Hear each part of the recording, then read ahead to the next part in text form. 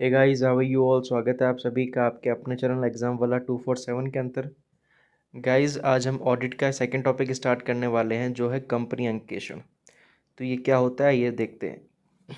देखो, कंपनी एक 2013 के अंदर प्रत्येक कंपनी को अपने वित्तीय विवरणों का अंकेक्षण सीए से करवाना होता है, जिसे कंपनी अंकेक्षण कहा जाता है। अंकेक्षण मतलब होता है जांच, जो सीए करता है।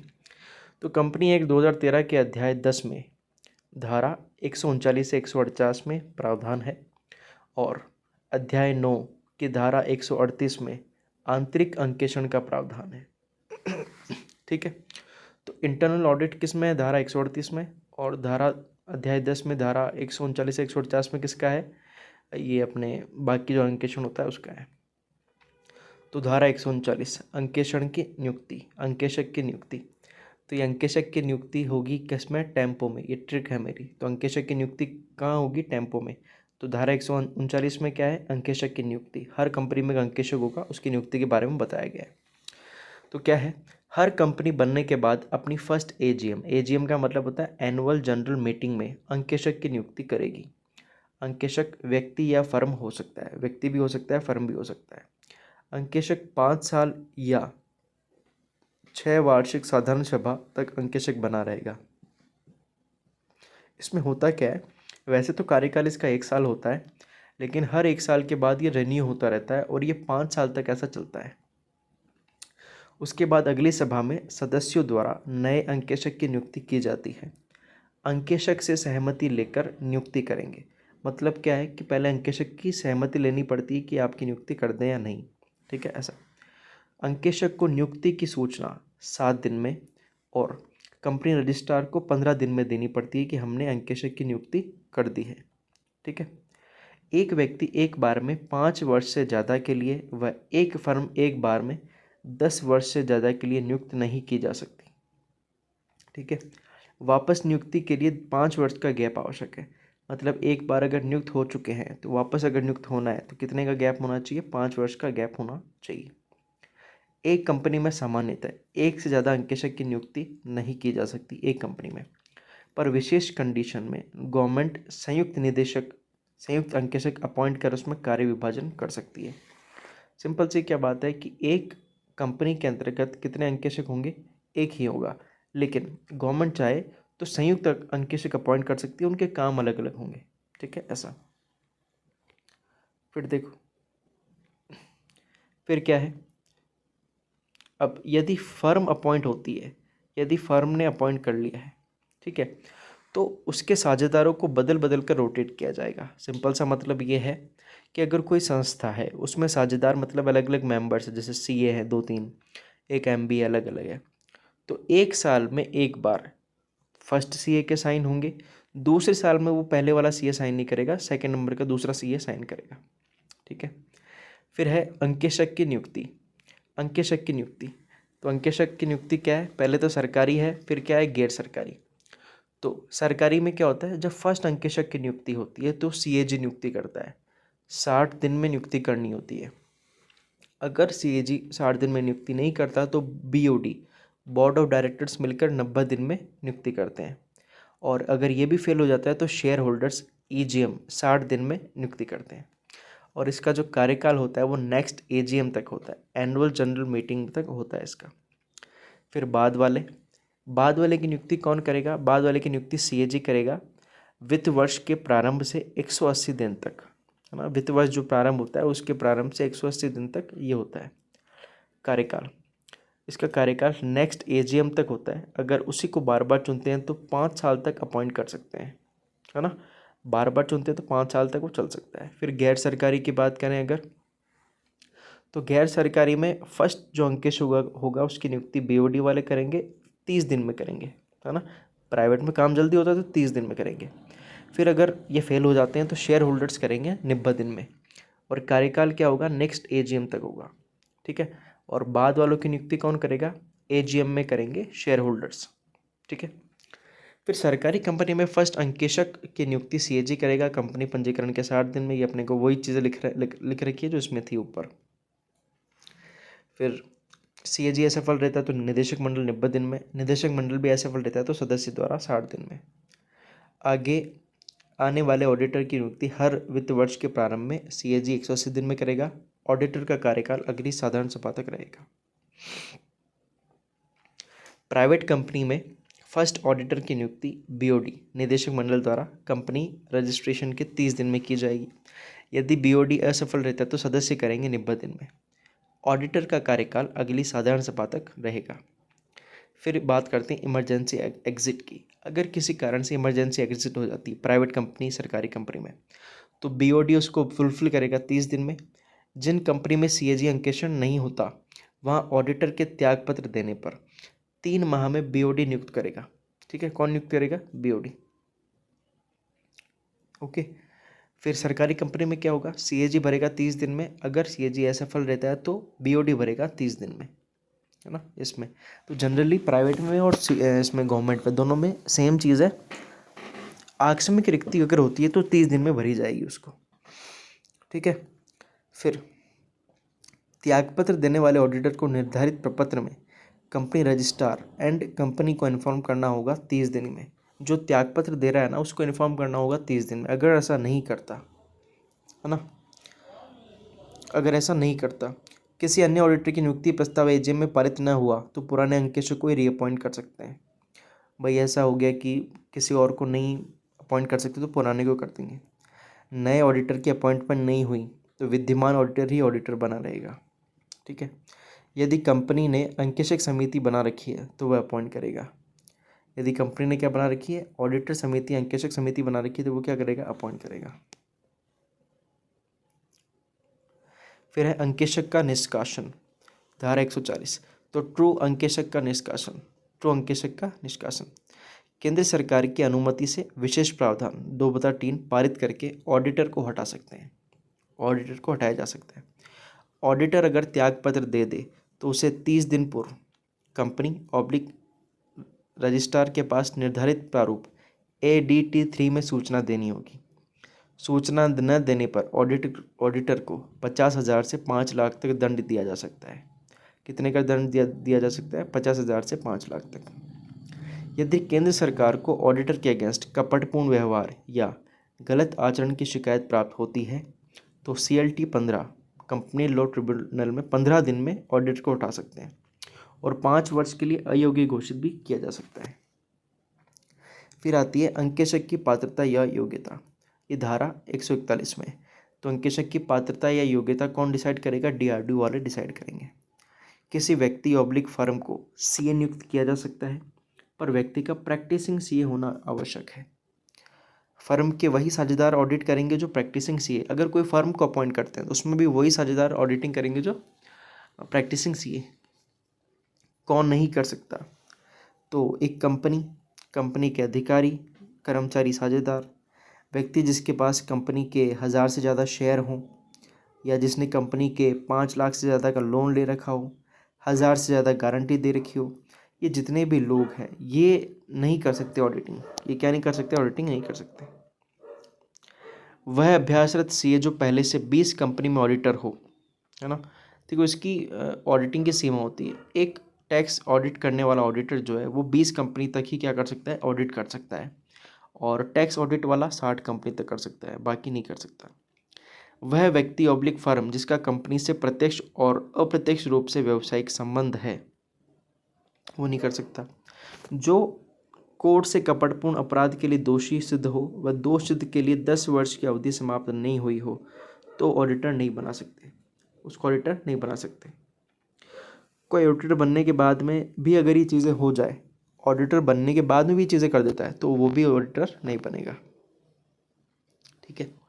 फिर आती है ऑडिटर की सैलरी, अंकेशक का पारिश्रमिक, धारा 142 में। तो ऑडिटर की सैलरी कौन देगा? तरुण गिनेगा। ऑडिटर को सैलरी कौन देगा? तरुण।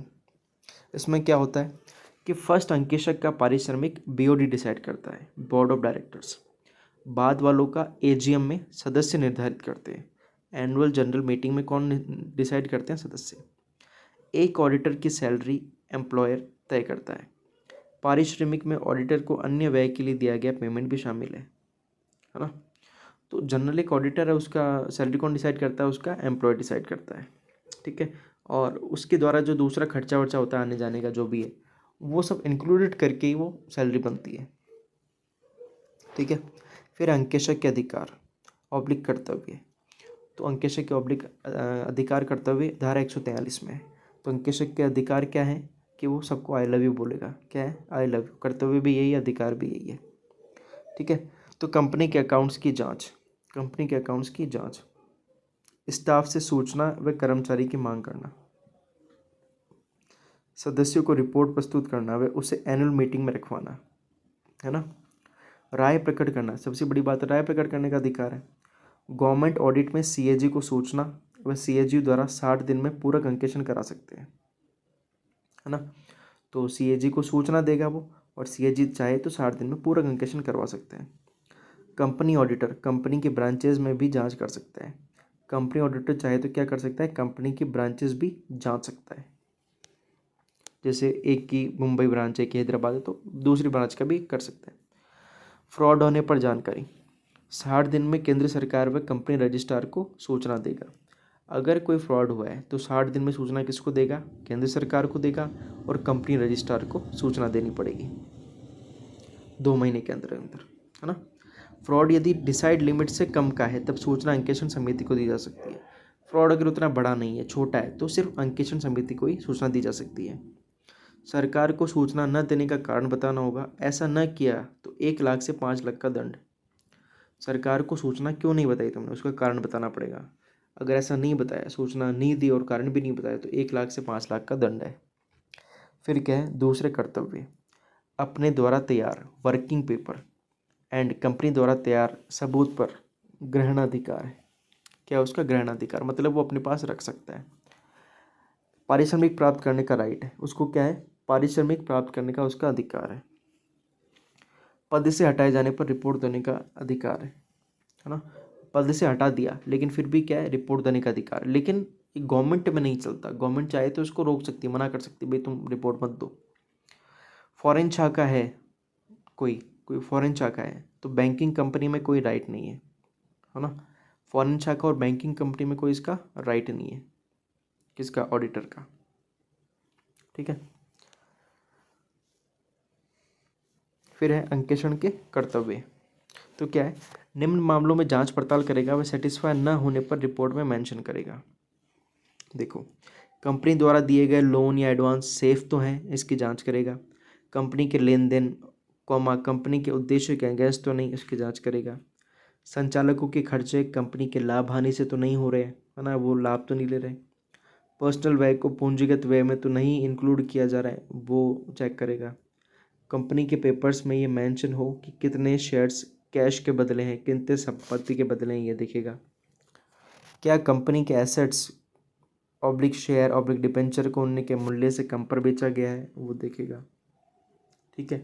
ऐसा नहीं कि सस्ते सस्ते बेच दिए गए, सारी चेक करेगा। फिर धारा 143(3) में है ऑडिटर कंपनी मेंबर्स को अंकेक्षण रिपोर्ट प्रस्तुत करनी होगी।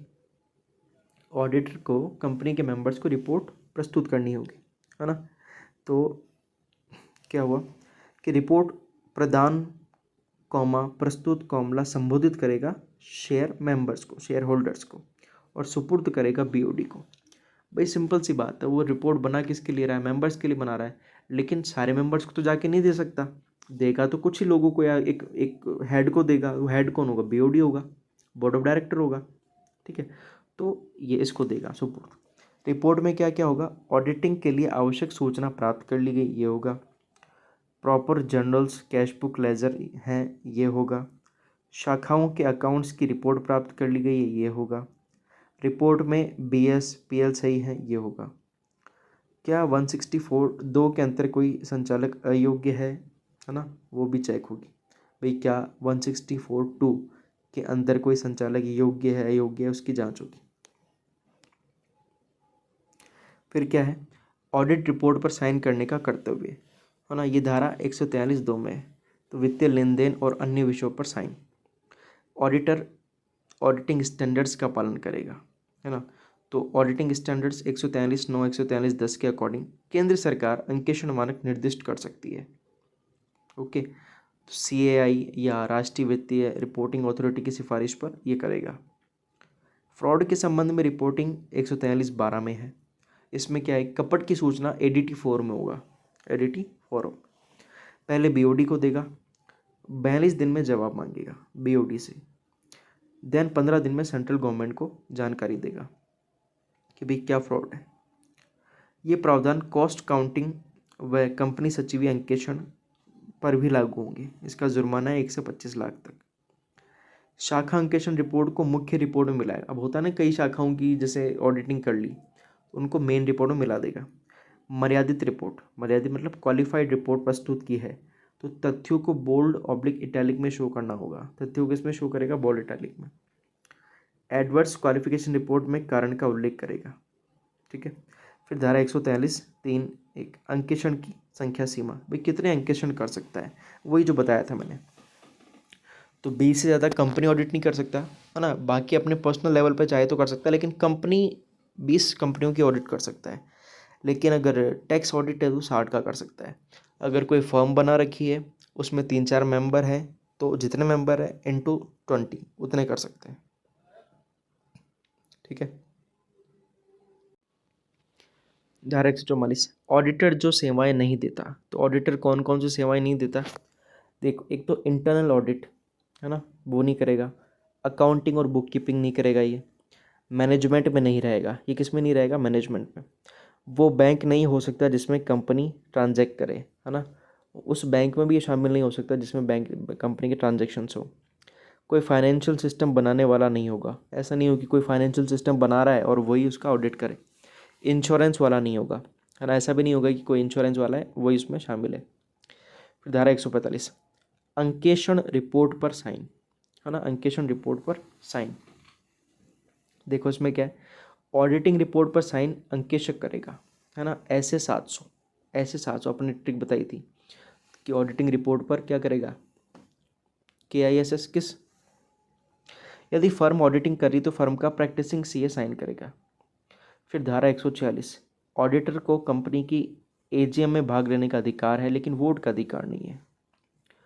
फिर धारा 147 उल्लंघन पर दंड का प्रावधान, ये उसमें है। तो धारा 147(1) के अंदर क्या है कि कोई कंपनी अगर गलती करती है धारा 139 से 146 के बीच में, तो 25,000 से 5 लाख तक का जुर्माना है और कंपनी के दोषी को 1 साल का कारावास या 10,000 रुपये फाइन या दोनों हो सकता है।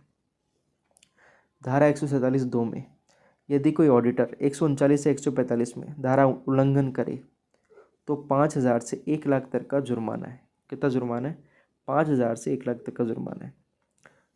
कार्मिक उसको पारिश्रमिक जो प्राप्त किया वो भी लौटाएगा।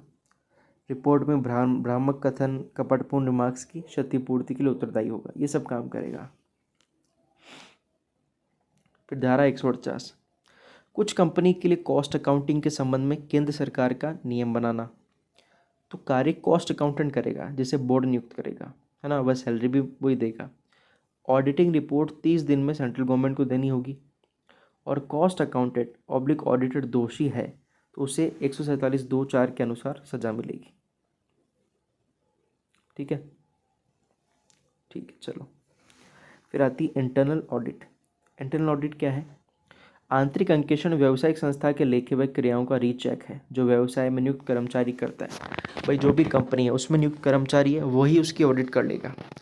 कंपनी एक्ट 2013 में वह कंपनी जिसका वार्षिक कारोबार 200 करोड़ से ज़्यादा है, 100 करोड़ से ज़्यादा के लोन बकाया है, उसको इंटरनल ऑडिटर अपॉइंट करना होगा। उसको क्या अपॉइंट करना पड़ेगा, इंटरनल ऑडिटर।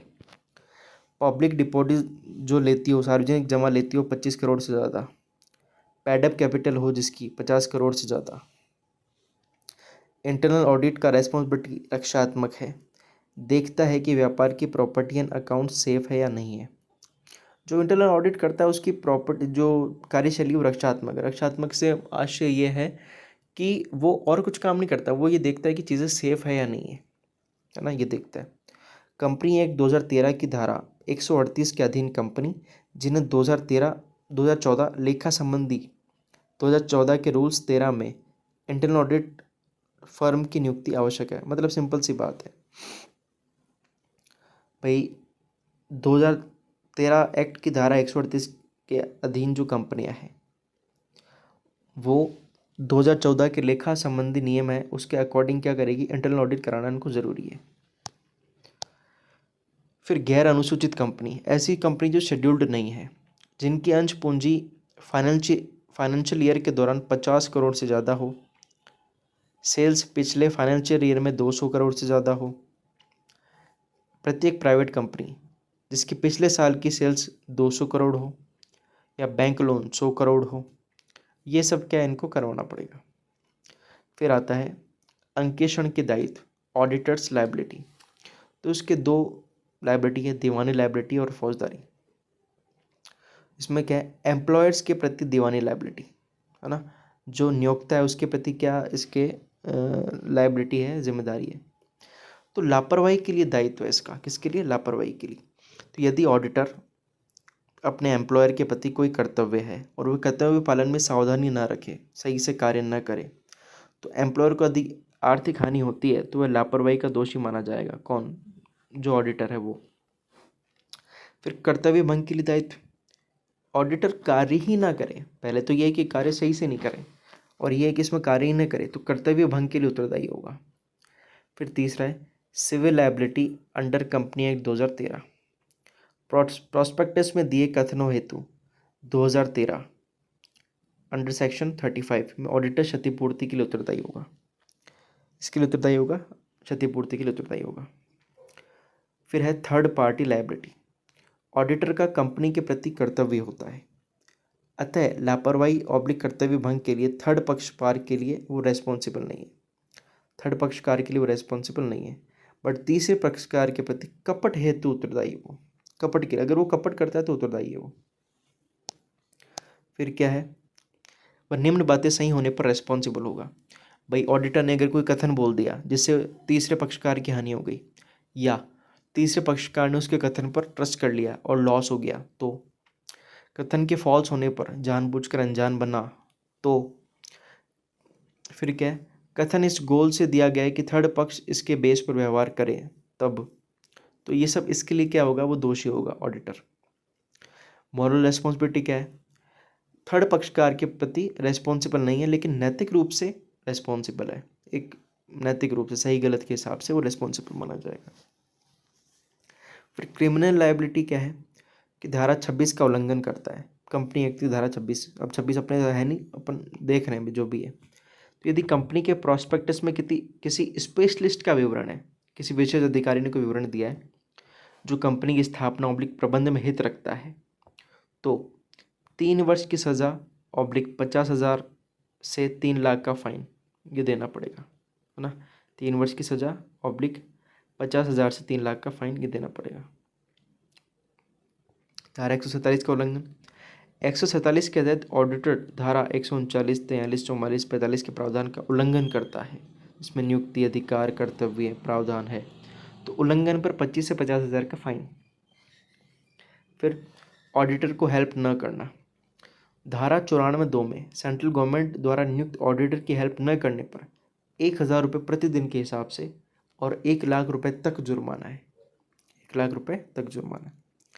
फिर है खातों की जालसाजी, खातों की जालसाजी मतलब खातों में कुछ और चीज़ लिखी है, आप कुछ और कर रहे हैं, लाभ हानि लिखी है नहीं लिखी है, आप कुछ और कर रहे हैं उसके हिसाब से, तो उसमें क्या है, धारा 336, तो 3 साल से 5 साल या फिर 1 लाख से 5 लाख तक का क्या बोलते हैं वो है, सजा है। मिथ्या कथन, मिथ्या कथन कि भाई मिथ्या कथन में क्या है कि कोई गलत इन्फॉर्मेशन देती।